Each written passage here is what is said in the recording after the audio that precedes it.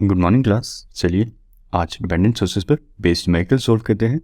देखिए ये रहा आपका डिपेंडेंट सोर्सेज इस न्यूमेरिकल के अंदर और ये रही उसकी इक्वेशन। तो बात आती है कि किसी न्यूमेरिकल के अंदर डिपेंडेंट सोर्स हो तो वो सॉल्व कैसे करते हैं। आप एग्जैक्टली जैसे पहले न्यूमेरिकल सॉल्व करे थे with the help of loop and nodal analysis, वैसे ही इन न्यूमेरिकल्स को भी सॉल्व किया करेंगे। In addition to loop and nodal analysis यहाँ पे आपको एक स्टेप एक्स्ट्रा करना होता है। वो क्या है? यह आपकी डिपेंडेंट सोर्स की जो इक्वेशन है, इसमें ये एक आपके पास वेरिएबल है VA। आपको यहाँ पे एक एक्स्ट्रा स्टेप जो करना है वो ये है कि आपको VA की भी इक्वेशन लिखनी है एक। बस इतना ही काम करना है आपको। आपके डिपेंडेंट सोर्स के वेरिएबल की इक्वेशन लिखनी है। ये एक एक्स्ट्रा स्टेप रहता है आपके डिपेंडेंट सोर्स बेस्ड न्यूमेरिकल्स पर। तो चलिए देखिए मैं क्या कह रहा हूँ, मैथमेटिकली अप्लाई करता हूँ, आपको और समझ आएगा। ये रहे आपके डिपेंडेंट सोर्स के जनरल स्टेप्स और ये रहा आपका नया स्टेप जो आपके इस डिपेंडेंट सोर्स में इंक्लूड होता है। तो चलिए इन स्टेप्स को आप कॉपी डाउन करना चाहते हैं तो कर लीजिए। मैं इन स्टेप्स को वन बाय वन अप्लाई करता हूँ और न्यूमेरिकल सॉल्व करता हूँ। सबसे पहला स्टेप आ जाएगा लूप एनालिसिस अप्लाई करें यहाँ पे। तो किस तरह से करेंगे, ये ले लीजिए लूप करंट I, लूपिफिकेशन लिखिए। कैसे लिखते हैं? EMF equal to voltage drop, ये आ गया आपकी KVL इक्वेशन। चलिए direction of motion, close path जिसके अलॉन्ग हम मूव करने वाले हैं वो यहाँ ड्रॉ कर देते हैं। ये आ गया आपका क्लोज पाथ या डायरेक्शन ऑफ मोशन, जैसे भी आप कह लीजिए। अब इस डायरेक्शन ऑफ मोशन के अलॉन्ग जो भी EMF आपको सपोर्ट कर रहा है उसे प्लस लिखिए और जो अपोज कर रहा है EMF उसे माइनस में लिखिए। सिमिलरली ड्रॉप साइड पे आ जाइए, राइट साइड पे। यहाँ पे आपका ड्रॉप बन रहा है 30I in sync with your direction of motion. Similarly आपका एक ड्रॉप बन रहा है 15I, again it is in sync with your direction of motion. तो ये भी प्लस में। इस इक्वेशन को थोड़ा सा सिंप्लीफाई कीजिए। ये इक्वेशन क्या बन जाएगी आपकी कुछ इस तरह से। ये आ गई आपकी equation 1 with the help of loop analysis, with the help of loop equation. तो अब एक काम करते हैं, नेक्स्ट स्टेप पे आ जाते हैं जो डिपेंडेंट सोर्सेज में रहता है एक नया स्टेप। वो क्या है? डिपेंडेंट सोर्स के वेरिएबल की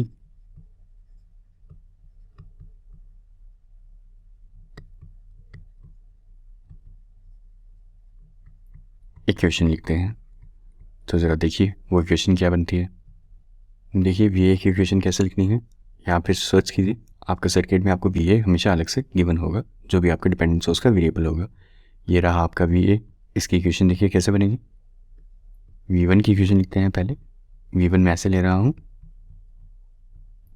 V1 की इक्वेशन बन जाएगी V1 is equal to 15 into I और VA आपका बन जाएगा माइनस V1। सिमिलरली आपका VA आ जाएगा 15I। ये आ गया आपकी डिपेंडेंट सोर्स की वेरिएबल की इक्वेशन। That's it. अब आपका न्यूमेरिकल सॉल्व हो चुका है। ये आ गया आपके पास दो इक्वेशंस और दो unknown. VA and I solve कर सकते हैं आराम से।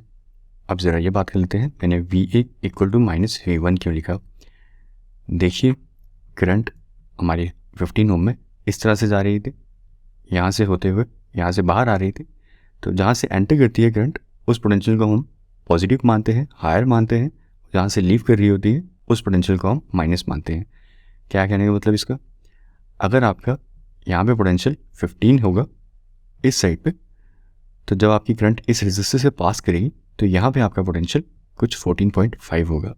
तो ये आ गया आपका लोअर पोटेंशियल वाली साइड और ये आ गया आपकी हायर पोटेंशियल वाली साइड।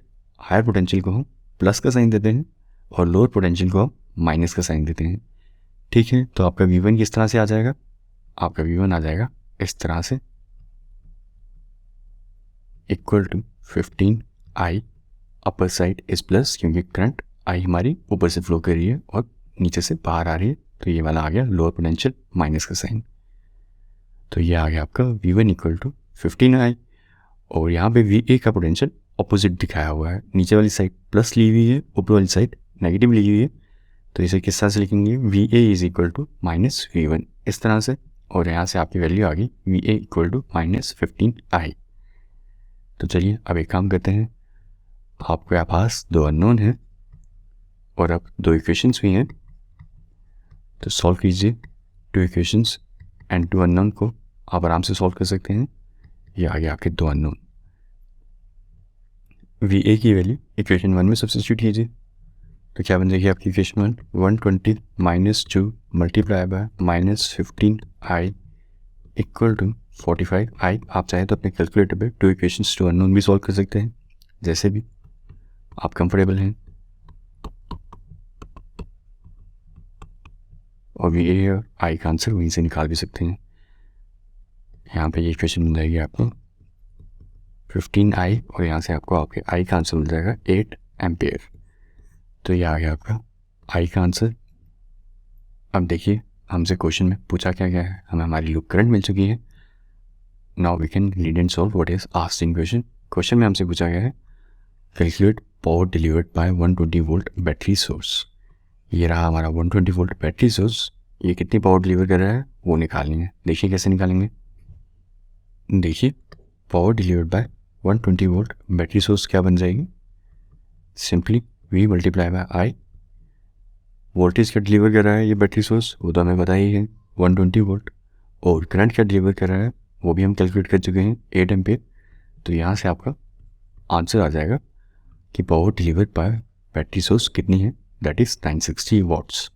देखिए कभी कभार आपको MCQs में सिंपली 960 वॉट्स की जगह कुछ और तरह से भी MCQ में ऑप्शंस मिल सकते हैं। वो ऑप्शंस क्या रहते हैं इधर पढ़िए। 120 वॉट्स कंज्यूम्ड, बी ऑप्शन होगा 120 वॉट्स डिलीवर्ड, ये ऑप्शन होगा power delivered by 120 volt battery source equal to -960 watts. एक ऑप्शन हो सकता है, या बी ऑप्शन हो सकता है power delivered by 120 volt battery source equal to +960 watts. और सी और डी भी सिमिलरली कोई ऑप्शन हो सकते हैं। यहाँ पे 960 आएगा।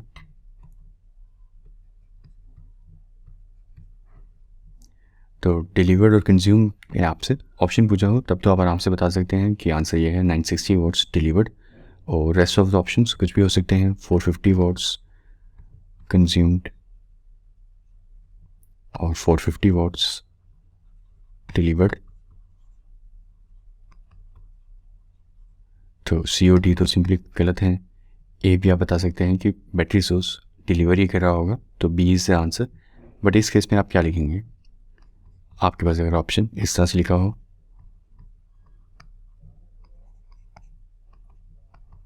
तो आप किसे टिक करेंगे, सी और डी तो आप कैंसिल कर ही देंगे।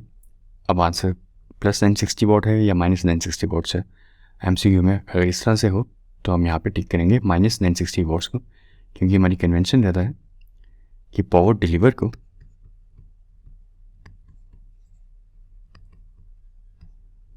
नेगेटिव कंसीडर किया जाता है और पावर कंजम्पशन को पॉजिटिव कंसीडर किया जाता है। तो यहाँ पे हमारा बैटरी सोर्स पावर डिलीवर कर रहा है तो उसे माइनस कंसीडर किया जाएगा। और आपको इस तरह से ऑप्शन मिले A और B तो आपको -960 वॉट्स पे टिक करना है।